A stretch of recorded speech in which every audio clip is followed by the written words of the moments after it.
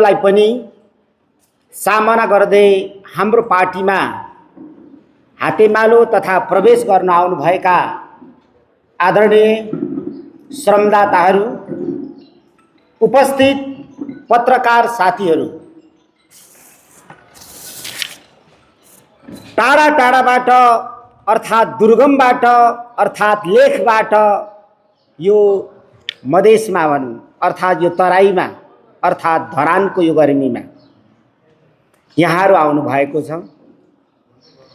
स्वभावैले हाम्रो निम्ति वातावरण अनुकूल छैन, हामीलाई एकदमै गर्मी भइराखेको छ। यो मौसमले मात्रै गर्मी होइन, श्रम संस्कृति पार्टीको आन्दोलनको यो केन्द्रबिन्दु पनि हो। राजनीतिक दृष्टिले पनि यो धेरै गर्मी भइराख्ने ठाउँ। श्रम संस्कृति पार्टीको गौरवपूर्ण ध्वजा फहराएको यो माटो, जो पूर्व नेपालको यो धरान जहाँ हामी उपस्थित भएका छौँ, नयाँ इतिहासको रचना गर्न यो मूल बाटोमा हामी भेट भएका छौँ र आज सयौंको सङ्ख्यामा हाम्रो पार्टीसँग सदैव हातेमालो गर्ने उद्देश्यले हामी भेट भएका छौँ। यो क्षणलाई यसो भनौँ, यो खुसीको क्षण मात्रै होइन, यो गौरवको क्षण पनि हो। हाम्रो काँधमा थपिएको जिम्मेवारी, थपिएको अभिभारको यो क्षण पनि हो र म भन्छु यो धरानको माटोमा उभिएर यो हाम्रो नयाँ सङ्कल्पको क्षण पनि हो। हामी श्रम संस्कृति पार्टीमा हातेमालो गर्न आएका मात्रै छैनौँ, भविष्यमा हामी नयाँ संस्कृति निर्माण गर्ने, त्यो संस्कृतिको आधारमा सभ्यता निर्माण गर्ने, हामीले विश्व व्यवस्थामा गडबड खाएको विचारको मार्ग पनि प्रशस्त गर्ने र साँच्चै नै नेपालको भूमिमा नयाँ एउटा विचारको प्रादुर्भाव गर्ने उद्देश्यले हामी उपस्थित भएका छौँ। यतिखेर नेपालको राजनीतिमा पुरानो शक्ति चरम विश्वासको सङ्कटमा पर्दै गएको बेला आफूलाई नयाँ भनेर देशको बागडोर सम्हालिरहेको, अझ यसो भनौँ नेपाली जनताले परिवर्तनको हुटुटीमा मतदान प्रदान गरेर अर्थात् मत प्रदान गरेर 182 सिटमा उकालिदिएको पार्टी आज वनादेश भनेर दिएको जनादेश दुरुपयोग गर्दैछ र क्रमशः ऊ जनतालाई गरेको बाचाबाट पछि हट्दैछ, जनतालाई धोका दिँदैछ। यो दो बाटोमा नेपाल उभिराखेको छ। यस्तो बेलामा श्रम संस्कृति पार्टीमा भविष्य देखेर मेचीदेखि महाकालीसम्म, हिमालदेखि तराईसम्म पुरानो पार्टीहरूलाई परित्याग गर्दै हाम्रो पार्टीमा आउने लहर चलेको छ र हामी सबैलाई स्वागत गर्न चाहन्छौँ। यो श्रम संस्कृति पार्टीको सिद्धान्तमा प्रकृति, संस्कृति र प्रवृत्ति भएको नाताले हामी भित्रको भन्दा पनि बाहिरबाट आउने पाहुनालाई हामी सबभन्दा बढी सम्मान गर्छौँ र हाम्रो पार्टीले माया गर्छ। त्यो संस्कृति निर्माण हामी गर्न लागिराखेको छ। त्यसकारणले जो साथीहरू आज हातेमालो गर्नको निम्ति हाम्रो पार्टीमा आउनु भएको छ, आजदेखि हाम्रो श्रमदाताहरूको पसिनाले फहराएको झन्डालाई अझ माथि लानुको लागि, नेपालबाट यो झन्डा फहराउँदै विश्वमा आफ्नो परिचय दिनको निम्ति ती श्रमदाताको आँसु र पसिनाबाट चम्किएको यो हाम्रो पहिचानलाई अझ हामी चम्काउनेछौँ। हामी झुक्न दिने छैनौँ, हामीले यो प्रतिबद्धता नि गर्नुपर्छ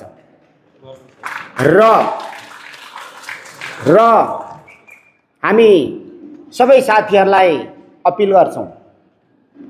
नेपालको राजनीतिक इतिहासमा नेपाली नागरिकहरूले 70 वर्ष 4 तारे झन्डा उठाएर रुखमा छाप माग्दै हामीले भोट माग्दै हिँड्यौँ। कयौँ हाम्रो अभिभावकहरूले 4 तारे झन्डाको फेदमा बसेर आफ्नो जीवनको बलिदान पनि गरे।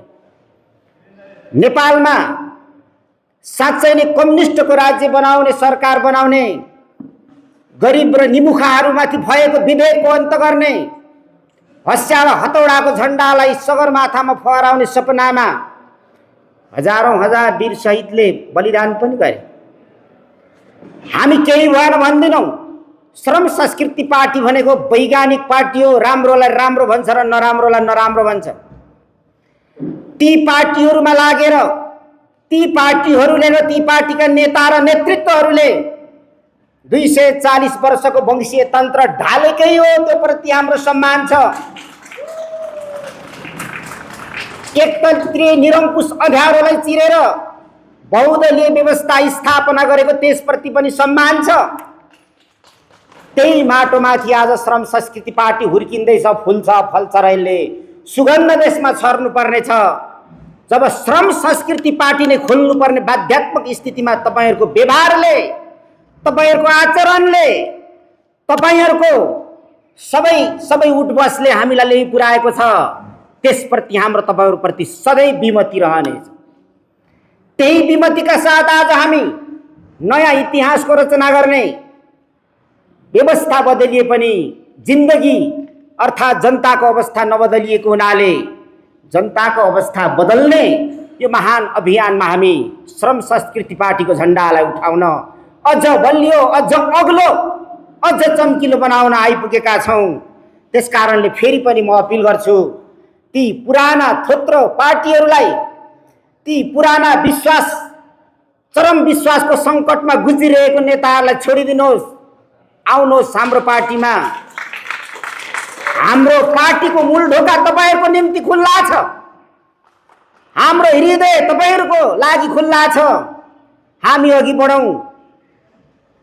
देशमा इतिहास रचना गर्नुको निम्ति हिँड्ने पार्टीसँग, त्यसको नेतासँग, त्यसको कार्यकर्तासँग कुनै वैरभाव हामी राख्दैनौं।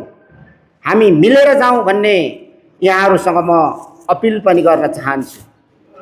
आदरणीय उपस्थित महानुभावहरु, आज हामी पदको लागि होइन, उद्देश्यका लागि एक भएका छौं। आज हामी व्यक्तिका लागि होइन, हामी त सपनाको निम्ति एक भएका छौं। सपनाको निम्ति हामी उभिएका छौं। आज हामी साथी भन्दा माथि उठेर, आज हामी पार्टी भन्दा माथि उठेर राष्ट्रको लागि हातेमालो गर्ने प्रण गरेका छौं। यो घडी हामीले केही क्यामेराहरू अगाडि राखेर, केही सदस्य पत्रहरू हातमा लिएर, केही दुई शब्द भाषण गरेर कर्मकाण्ड मात्रै निर्वाह गरिराखेका छैनौं। हामीले हाम्रो भविष्यको निम्ति, इतिहास रचनाको निम्ति प्रण गरिराखेका छौं। साथीहरू, हामी अलग अलग हुँदा एकले अर्कालाई तर्कद्वारा पराजित गर्दियौं होला, टिभीहरुमा तर्कबाट हामी जित्थ्यौं होला, तर भविष्य जित्न सक्दैनथ्यौं। त्यसैले आज हामी भविष्य जित्नको निम्ति एक भएका छौं। यो हाम्रो सपना हो, यो हाम्रो संकल्प हो, यो हाम्रो प्रतिबद्धता हो। चाहे हामी संखुवा सभाको नुमबाट, किमाथाङकाबाट, चाहे हामी काठमाडौँ पूर्व या देशैभरिबाट हामी यहाँ उपस्थित भएका छौं र फर्किने छौं यही संकल्प बोकेर। यहाँहरूलाई म भन्छु, हाम्रो एकता कमजोरी लुकाउने सम्झौता होइन, परिवर्तनको लागि शक्ति बढाउने यो संकल्प हो। त्यसकारणले यसलाई हामी हृदयभित्रबाट, मुटुभित्रबाट यही संकल्प बोकेर जानेछौं। अब अतीतका ती तिता मिठा घटना इतिहासलाई नै जिम्मा दिउँ, जिम्मा लगाऊँ। मान्छे इतिहासका कैदी होइनन् र हुन पनि सक्दैन।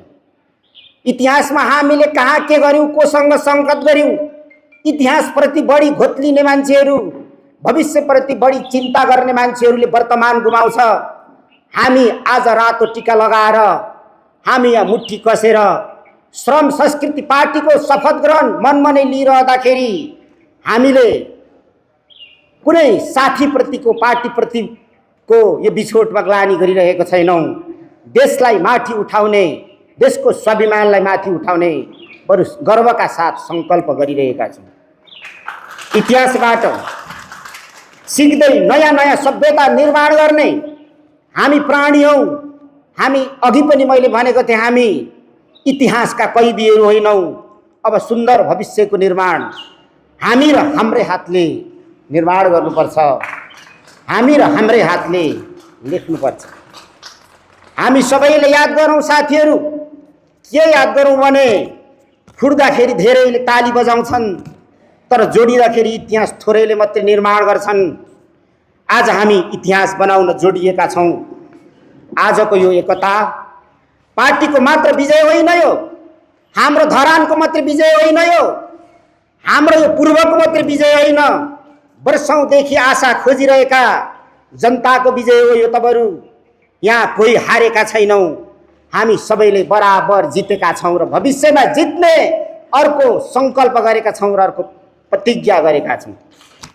आउनुहोस् साथीहरू, अझै आउनुहोस्। हामीले स्वार्थ होइन समर्पण रोजौँ, हामीले अहङ्कार होइन विश्वास रोजौँ, विभाजन होइन एकता रोजौँ।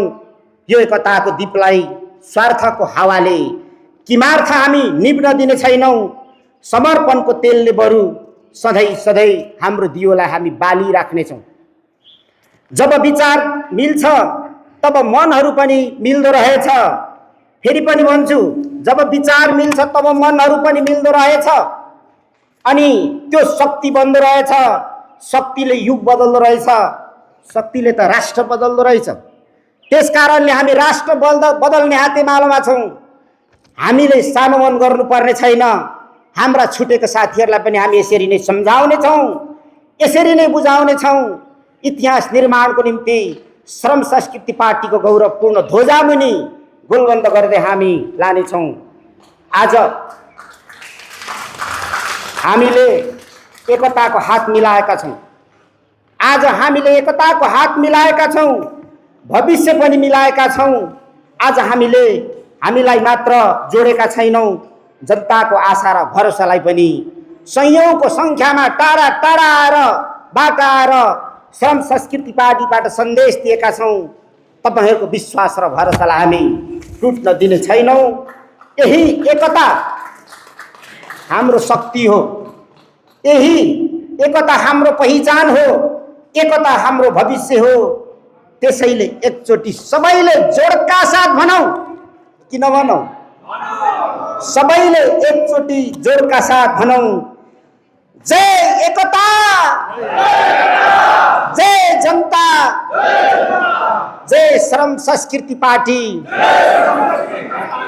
धन्यवाद।